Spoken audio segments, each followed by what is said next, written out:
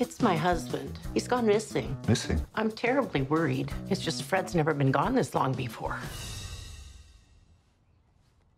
How long has he been missing? Since the funeral. The Nice Guys. Shane Black, the name says it all. There are two things you need to know about his work. One, he likes odd couple pairing, like this one.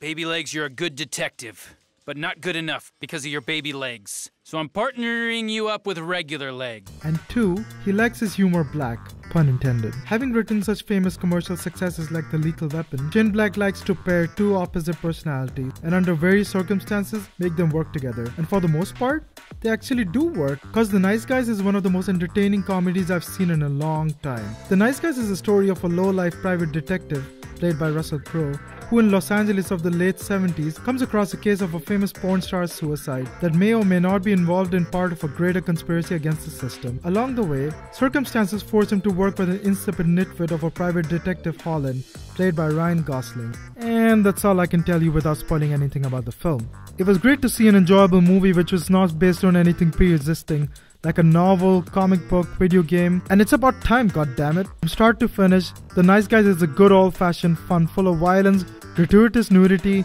action, and clever writing. Granted, not all jokes work, but they don't need to. A lot of the times, it's the on-screen chemistry between Crowe and Gosling that makes it work. Come on.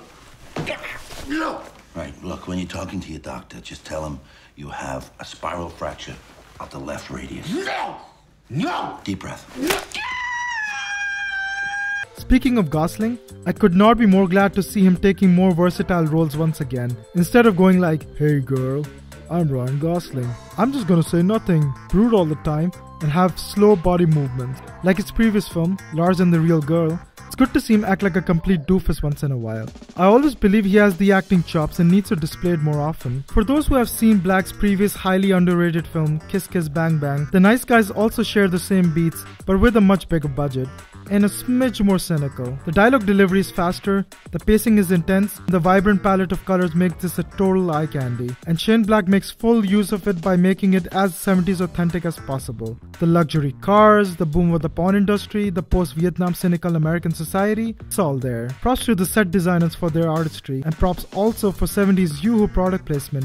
Nice little detail there. One of the many talents that Shane Black has is that he has a real keen eye on handling child actors in his films. A child's performance can either make or break the rhythm of the film. Here, Augury Rice's performance is certainly an asset to this film. Black's previous film, Iron Man 3, also consisted of a child actor who, when appeared on screen, I was like, oh no, we're going down that cliche road again. But surprisingly enough, made the scene way more entertaining as the banter between him and Tony Stark felt real and never overstepped its boundaries. Playing the daughter of Gosling, Rice also brings a well-earned wit and charm to the film. Look at Sleeping Beauty.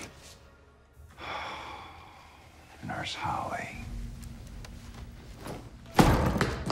Holly, what are you doing? Are you crazy? There are handcuffs behind the bar. Maybe she overstays her welcome in certain parts of the film, but she never got annoying for me. Rice is a good actress and with time, can certainly become a prolific one. There are some surprise cameos from stars, and it's a fun ride from start to finish, but I do have one complaint that kept me from completely indulging myself into the premise of the film. The MacGuffin of the film is really not that special, or logical for that matter, and I'm not convinced how it could be such a major threat to the whole system. Unfortunately, I can't talk about this more without spoiling the movie, but yeah, that part of the film didn't convince me enough. There's no way there was sufficient evidence for the authority to take action against the perpetrators, which is why the third act of the film kinda slumbers down a bit. But with that said, there are some really gem performances and memorable scenes, my favorite being the Bumblebee and the hallucination one. The Nice Guys is a great film with funny banter, fast-paced action, and blazing guns. What more could you want from a buddy cop movie? He's gonna stay right here.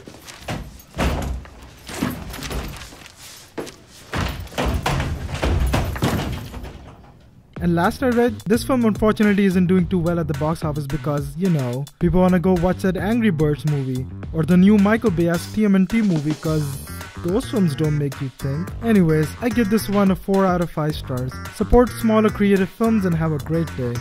You're the world's worst detective. The world's worst.